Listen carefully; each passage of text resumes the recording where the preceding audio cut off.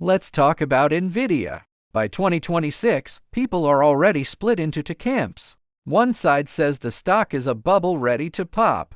The other says it's heading straight for a $5 trillion market cap.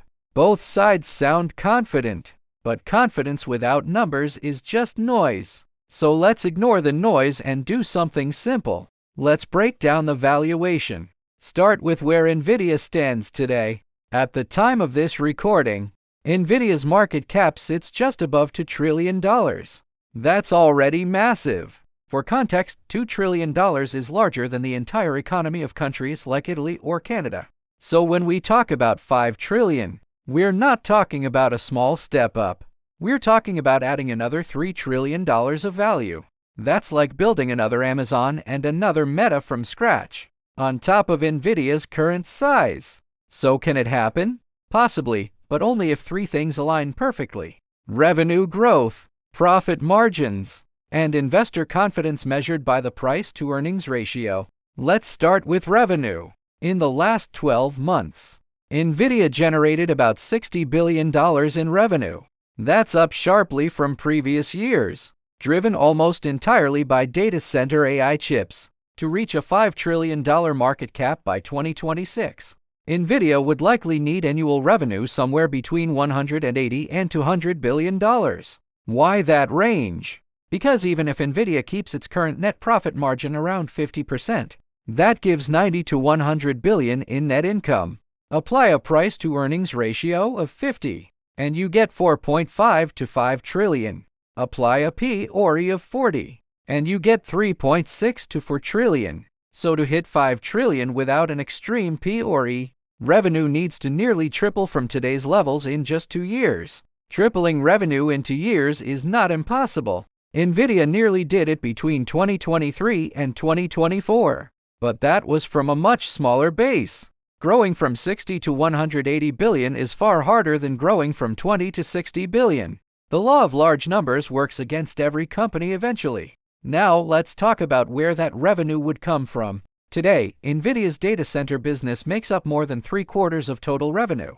Gaming is a distant second. Automotive and professional visualization are small. So the $5 trillion case rests almost entirely on AI chips staying in hypergrowth. That means every major cloud provider, Amazon, Microsoft, Google, and others would have to keep spending more on Nvidia accelerators year after year without slowing down. But those same cloud providers are already designing their own AI chips. They're not doing it for fun. They're doing it to save money.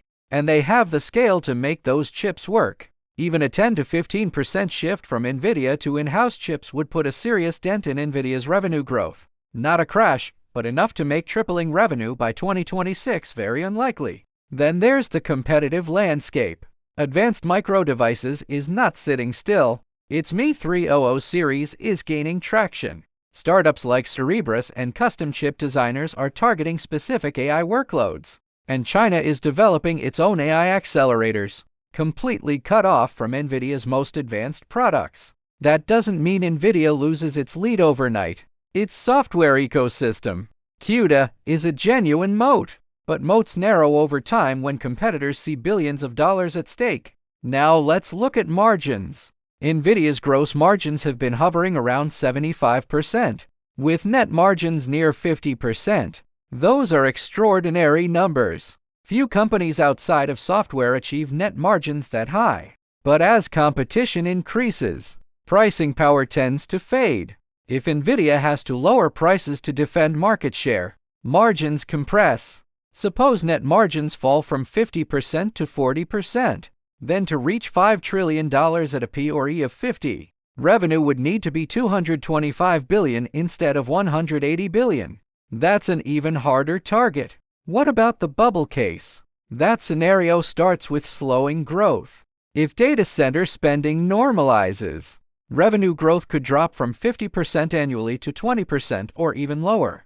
At 20% growth, Nvidia's revenue would reach roughly $100 billion by 2026, not 180. Apply a 40% net margin. That's $40 billion in net income. A P/E of 30, which is still above the broader market average, gives a market cap of $1.2 trillion. That's significantly lower than today's valuation. A PORE of 20 gives 800 billion. That would be a bubble bursting. So the real question isn't whether Nvidia can grow. It's whether the current stock price already assumes perfection. Today, Nvidia trades at a forward PORE in the high 30s based on expected 2025 earnings. That's not insane for a company growing 50% a year, but it is very expensive for a company that might grow 20 to 30% a year from 2026 onward. The stock market is a forward-looking machine.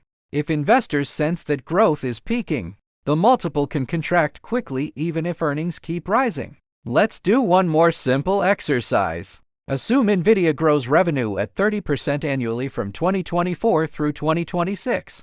That's still fantastic growth for any company of this size. Starting from 60 billion, 30% growth gives roughly 130 billion in 2026 revenue.